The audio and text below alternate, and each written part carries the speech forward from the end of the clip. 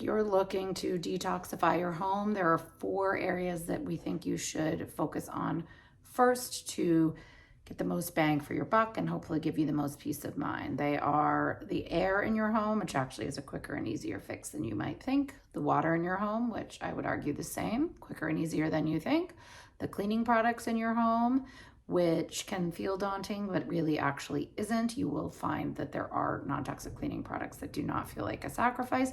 And finally, your morning coffee, because if we can think of one thing that most people consume every single day that can be fairly contaminated, it's your coffee, and this should be an easy switch. So let's get into those one by one.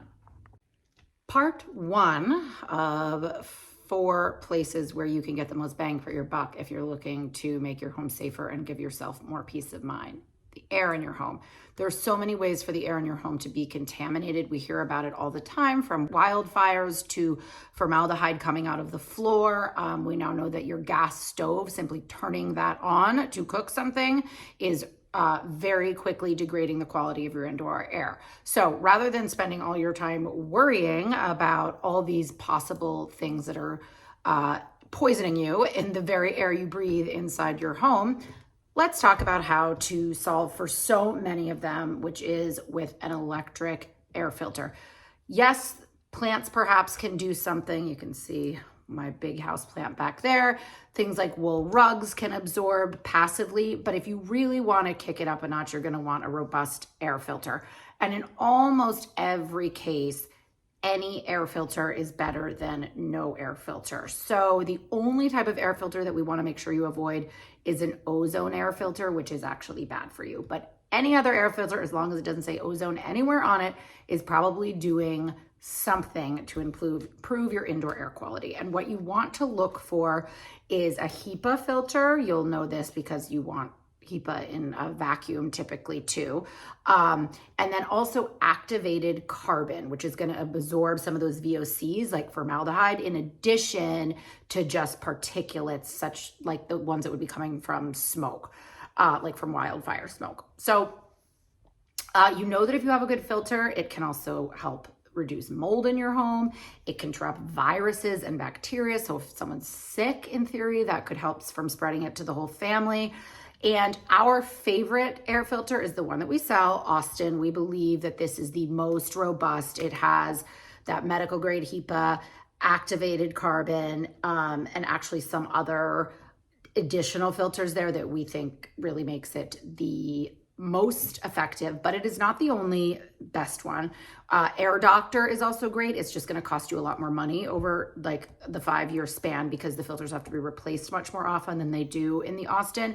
And then Air Pura and IQ Air are also good brands. So visit our guide about air filters to find the one that makes sense for you guys. But I'm telling you, you get a couple of these, or even just one in your main living space, you turn it on, you will see how quickly it dissipates smells, like if you burn something, or if there's something going on outside and it's wafting into your home and you turn it on, and you will be a convert. It's a great white noise machine at night if you put one in your bedroom, which I recommend you do. And it just gives you a one product peace of mind saver. That's an investment that I think is well worth it. Peace of mind number 2 is your water. So you've probably heard increasingly more and more about all the scary things that can be in water and food. And as we all are freaking out about lead in this or that thing that we might be eating, and forever chemicals in something else that we might be eating, I think that trying to eliminate any contamination in food is really complicated, especially because so much of heavy metal contamination is naturally occurring, and it naturally occurs in really nutritionally dense foods that we probably want to be eating. So one way that I like to tackle this is by dealing with my water, where it's one thing that can be contaminated that if I clean it up, there's one source of toxic exposure that I've eliminated, and I don't have to stress so much about the food. So let's just assume that you want to filter the water that you drink and cook with. That would be the most important, starting with the water that you drink with. I'm going to not cover whole house filtration here, but I will post contact information for John on our team, who is an absolute expert if you want to explore whole house filtration obviously that's even better. Now you're going to shower in clean water. You're going to brush your teeth with clean water. You don't ever have to worry about it. But for the purposes of making this easy for most people and more affordable, let's start with getting your drinking water filtered. When you look for a water filtration system, get one that is NSF 53 protocol certified. This is a third-party certification that gives you peace of mind that the filter does what it says it's going to do, which of course is really, really important. Fluoride is a controversial contaminant, some of you would think. That's a little bit beyond the scope of this in the purposes of trying to make it simple. Do know that reverse osmosis filtration will take fluoride out, whether you want to or not. I will tell you from my perspective, I do have a fluoride filter added on to our under-counter water filter. We do not have a reverse osmosis, so you have to get an extra fluoride filter added on. However, I do use a fluoride toothpaste for my youngest who has very bad cavities. I'm more worried about other things in water than fluoride personally, although it is a neurotoxin in a high enough dose. And so if you don't have a family that's prone to dental issues, it really might be worth filtering it out of your water. So the things that I'm more worried about are what I already mentioned: PFAS, heavy metals, pharmaceutical residues. And for that kind of thing, reverse osmosis is a great filtration system for pretty much anything. It will give you extremely clean water, but it wastes a lot of water. Between 5 times and sometimes even 20 times as much water as you actually end up drinking, you get is tossed from a reverse osmosis filter. So my water filter is an activated carbon filter, which you're going to read a lot about if you go into the water filter world. It is a really great type of filter, especially when paired with a kinetic degradation filter, otherwise known as KDF. This will get rid of heavy metals, chlorine, PFAS, and a lot of other yucky stuff that you don't want in your water. So we do have our own line of filters that have been made by a manufacturer to our specifications in our Gimme Clean water filter with the PFAS right on there. You should know that not all water filters get rid of PFAS, which again, I'm increasingly concerned about. We have a guide on our site to walk you through both the filter that we make and other filters. But again, if I can offer you one piece of advice, it's to get a water filter that is NSF 53 protocol certified. And we also on our site have a guide to water filter pitchers. There actually are some very good water filter pitchers, or if you are not in a position to install something under your sink or even on top of your sink, you can get a Brita style pitcher, but not a Brita because those are kind of junk. But a robust filter that comes in a pitcher form. We have one of those too because my kids like very cold water, so we have one of those in our fridge. So check out the guide and let me know if you have other questions. Number 3 is your household cleaning products. We just have discussed air quality, and you know that another thing that really messes with the indoor air quality is your cleaning products that you are spraying and using in your home often.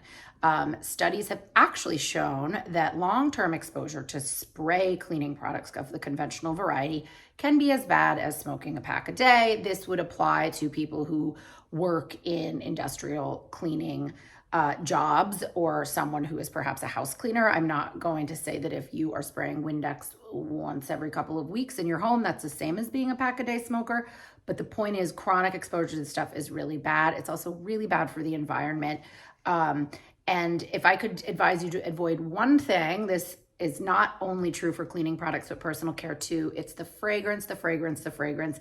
Anything that uses synthetic fragrance, whether or not disclosing what's in that, can have phthalates, which are the hormone disruptors that are now implicated in pretty much every disease and disorder that we face in our modern world. So don't have to get into what's so scary about synthetic fragrance. Just get it out of your home.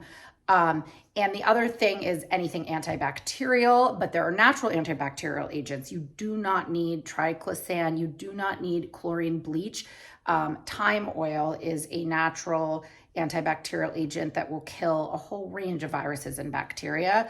Cleanwell is a brand that uses that to make their stuff antibacterial.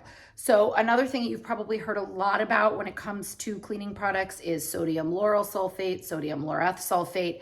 This gets very confusing very fast, and we do have a post on our website that is about those two ingredients, SLS and SLES. We are fine with SLS in cleaning products. At worst, it can be somewhat of an irritant, so we do recommend avoiding sodium lauryl sulfate in skincare and personal care products, especially for kids and babies, because they might be irritating. However, we do not believe it to be dangerous in an all-purpose cleaner, for example, or even laundry soap where it is being rinsed out almost entirely.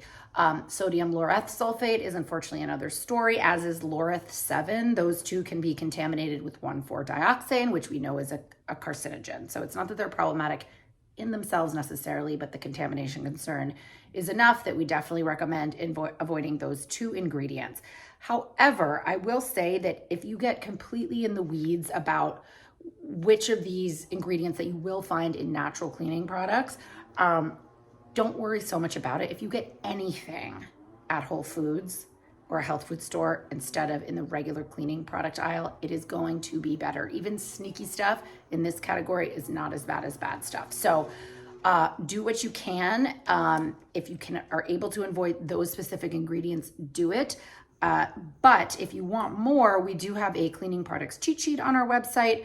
We have an all-purpose cleaner guide and a dish soap guide and a laundry soap guide for specific products. But I know that it's confusing, and it's great to have one brand that actually works, because performance can be a little bit tricky with cleaning products, as we've probably all experienced when trying to make this switch. So the brand that I'm going to recommend where everything works as well as conventional, yes, I said it, and is all safe, is Sonnet. It's from Germany. It's available in our store. If you don't want to mix and match from other brands, or of course other brands that we love, but if you just want to start with like a suite of cleaning products and start fresh, look at Sonnet. Part 4. Okay, so we can worry a lot about the toxins that we're getting through our food. It's really hard not to, given the news headlines. And certainly what you ingest is a very important avenue to be building up stuff that you don't want into your body, from heavy metals to microplastics to forever chemicals, etc. I want to stress, though, that you should worry the most about stuff that is chronic exposure, things that you eat or drink every day. We've already talked about water. That's why that's really important. And another thing, the fourth thing that I think we should all be worrying about is our morning caffeine, because that is something typically that we indulge in every single day. And if you are a coffee drinker, you should know that coffee is a superfood. It is absolutely healthful and a really good habit as long as you're drinking clean caffeine, which happens to be the name of our own line of coffee, which we developed because we really knew that this was such an important place for people to clean up their diets. So you want to start by getting organic coffee, whether you buy ours or someone else's, because not only do you not want to be drinking pesticide residue yourself, but the specific pesticides used in coffee production are really vile, and they're really devastating to the environment, to the communities that live near where this coffee is grown. And so just start with organic coffee. The next thing is that you want to make sure that it is not coming to you in a bag that is lined with PFAS, which unfortunately it probably is. We learned this when we were developing our own line of coffee. It's very hard to find PFAS-free coffee bags. However, we did. And they're also backyard compostable. The entire bag, the sticker, the valve, the whole thing doesn't have to be in a special compost facility. You can toss it in any backyard compost and it will degrade entirely. And that is also true for our K-Cups, our clean caffeine K-Cups that we now have available. It's the same organic coffee, and the K-Cup itself can also be tossed and is not going to introduce microplastics into your cup. So you want to make sure you're using filtered water for your coffee. You want to make sure that the cup itself, that you're not, if you're buying coffee out, occasionally, I wouldn't say that you need to stress about that cup, although we know that they are made out of bad plastic and that hot coffee running through that is a source of microplastic and PFAS contamination as well.